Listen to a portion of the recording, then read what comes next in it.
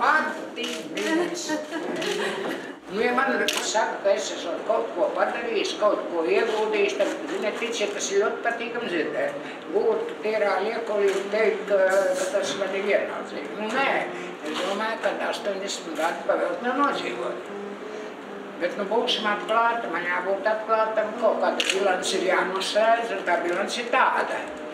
Ka es nedomāju, ka es tos 80 gadus būtu pirmkārt nodzīvojis, otrkārt kaut ko sekmīgu iegūvis, un, ziniet, ar drosmi, zinām, pašpaļāvīgi skaties jebkuram cilvēkam sabiedrībai acīs, ja jūs, kas visi bijuši man apkārt, to nebūtu radījuši.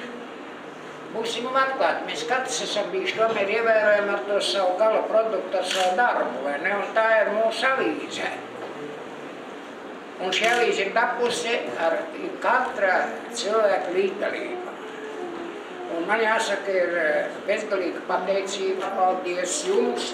Jūsu nopelns ir tas, ka par mani ko te labu saka un ko jūs paši esat teikuši. Tas ir jūsu nopelns.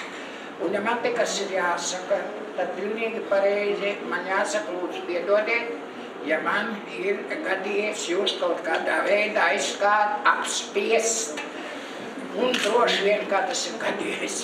Bet, ziniet, tie apspiedumi noteikti vislabāko nodokļu vadīt.